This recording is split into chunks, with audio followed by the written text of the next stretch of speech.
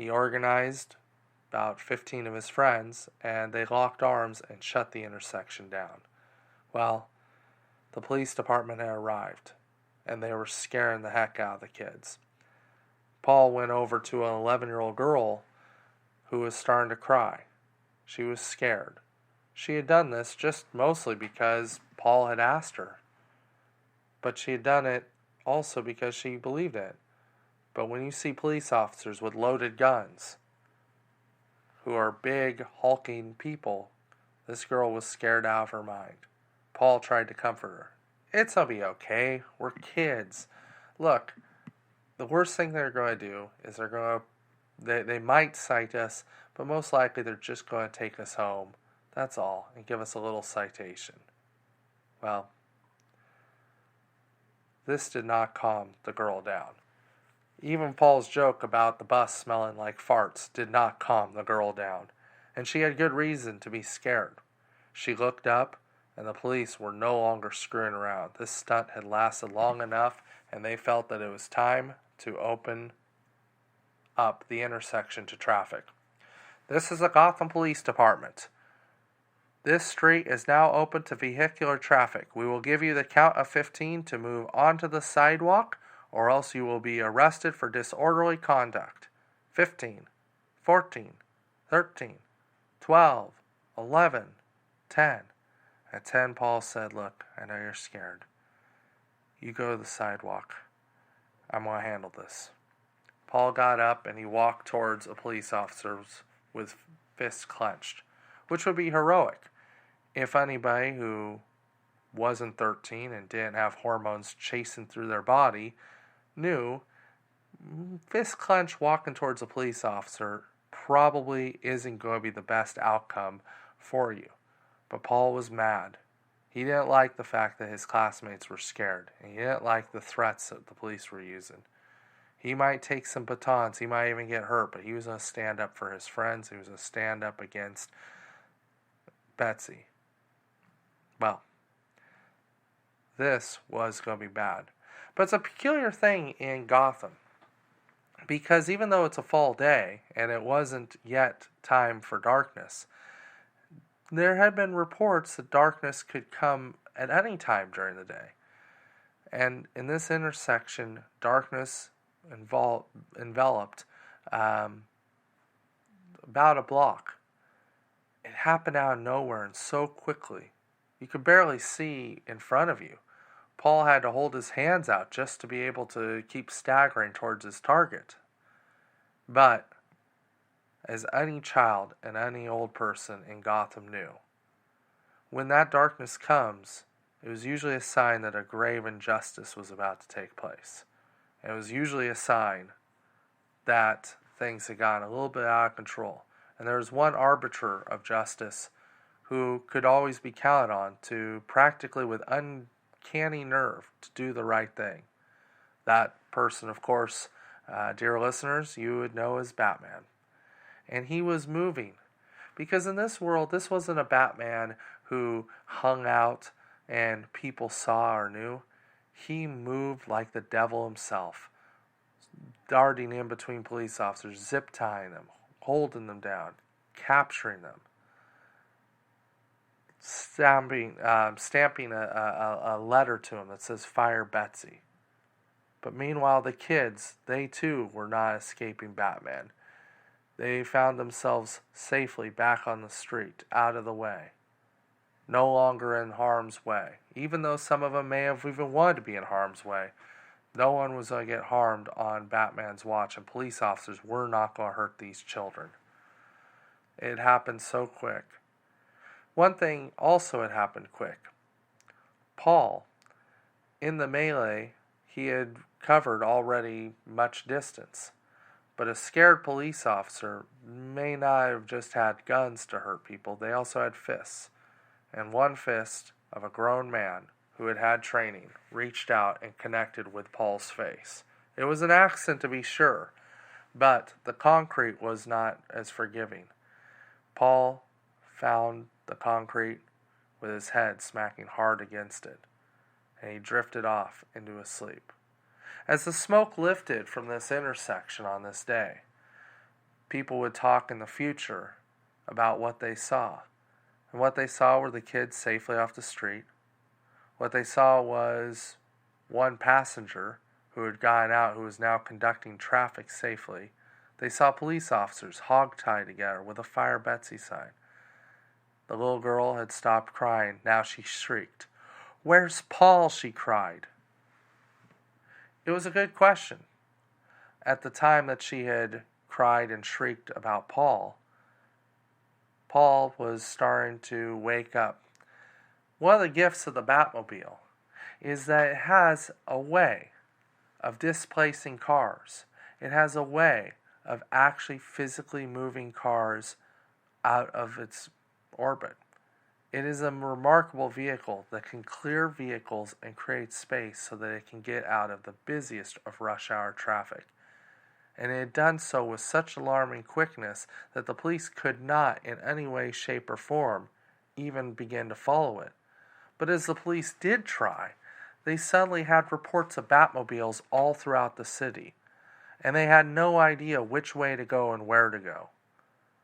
Pretty soon the Batmobile had escaped onto a shut-down little freeway patch, and there was no one there. At this time, young Paul was starting to wake up, scared half out of his mind that he was in this car with this demonic-looking figure sitting next to him. He did what any smart, enterprising victim would do. He dialed 911. It would be the last thing that Paul would remember before passing out again.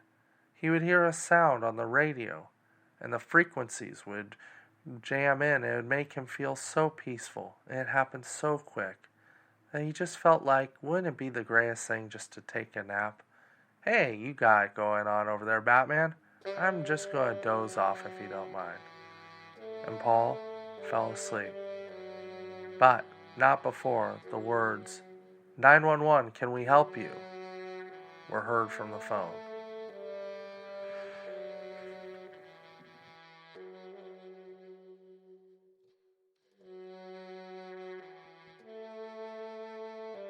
Your name is Paul Locke, said the voice, hidden in the shadows as Paul was waking up on the floor of a cave with, actually remarkably, a nice little spare mattress and throw cushions and some pillows, as well as it looks like an IV drip that had ibuprofen in it. Paul was making light of where he was at, trying to quickly come to. Your name is Paul Locke, and you have suffered a pretty good head injury there, Paul. How are you feeling? I guess I'm feeling okay, Batman. That's what I believe the papers call me, Batman. Well, it's good to know that I still got it. Paul, let me ask you something. I want to know about you. I want to know what happened to your parents. Look, man, I've had kind of a bad day, and I just got punched, and I'm in no shape or form. Paul, the question I have is important. What happened to your parents? Look, why should you care? Paul retorted angrily. I mean, come on. To be fair to Paul, he is waking up. He is in this bat cave. He's looking around. There's a guy hidden in the shadows suddenly asking him about his dead parents. It's a little weird, and certainly a good cause for anybody, let alone a 13-year-old who had the gumption like Paul, to be a little annoyed. Here's why I care. I care because I am tracking someone. Actually, I'm tracking an organization. Have you heard of an organization called the Chill Syndicate? The Chill Syndicate? Paul asked. No, I haven't heard of them. Well, you should. Look, I believe that the Chill Syndicate are the ones who are responsible for what happened to your parents, potentially. But in order for me to learn that, I need you to cooperate with me at least a little bit and talk about the night even as hard as it is that your parents died. Look, man, I don't want to be a jerk, but here's the deal. I just got punched. You've just come out of nowhere, yet you're acting like you're acting like, have you been tracking me or something? I mean, you're acting like, I mean, what what is this about? You just show up to my protest and you ruin it and you give me a hard time? No. Listen, you have to understand me, and I want to be extremely clear with you. The Chill Syndicate, you gotta understand how they operate. I came across the story. I came across the story about you and your parents, and it was very similar to another story I heard. Another story about a child who had something. See, the Chill Syndicate works like this. They have sleeper agents all throughout the city that can be activated pretty simply. They get activated when poverty and desperation get so low that it literally changes their DNA, and they become dangerous. And they try to rob, they try to steal people, but this is activated. This isn't just because they want to be criminals. It's when their desperation, their hopelessness is pushed so far. I've met one of their operatives in the past. Oh, really? So you met this dangerous operative, and you're telling me about it. My parents are dead. I don't really want to talk about what's going on with my parents. Listen, don't you find it funny that a hit and run accident is done just randomly by somebody who never drove and never had a driver's license before? Isn't that a little odd? Yeah, that's a little odd. But why would you think that this had anything to do with your Chill Syndicate? Because it fits more MOs. I looked into the person who would be your parents' killer. Well, he died at the scene, so it's all a wash, I think. Yes, it is. Your parents. Tell me a little bit more about them. Well, my mom and dad, they had me, and they're part of the Occupy movement from a few years ago. And we always used to go to protests, and they were really good at organizing. That's where I learned my stuff. So, I don't know. I don't know what you want me to tell you, but boy, this place is insane. This is amazing. Stay focused. Look,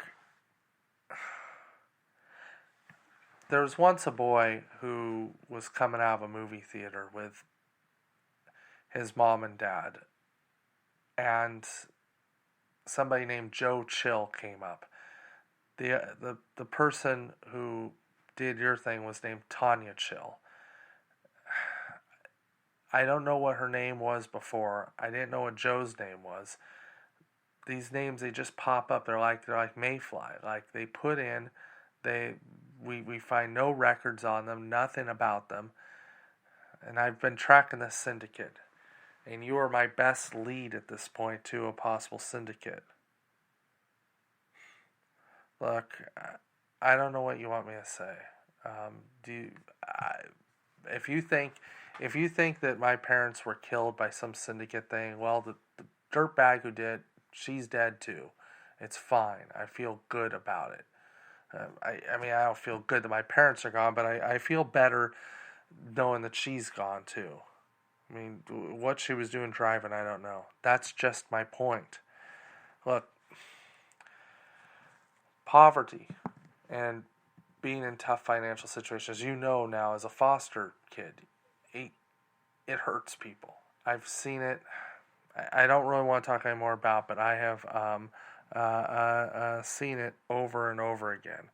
So I just need you to know that. Your parents sound like they were good people. I'll get you back here soon. Yeah, speaking of which, are my friends okay? Batman, are they okay?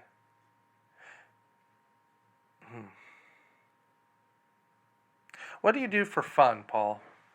Oh, that is like such a creepy question. Oh, that's right. You're 13 now. I don't mean it like that, and let's just not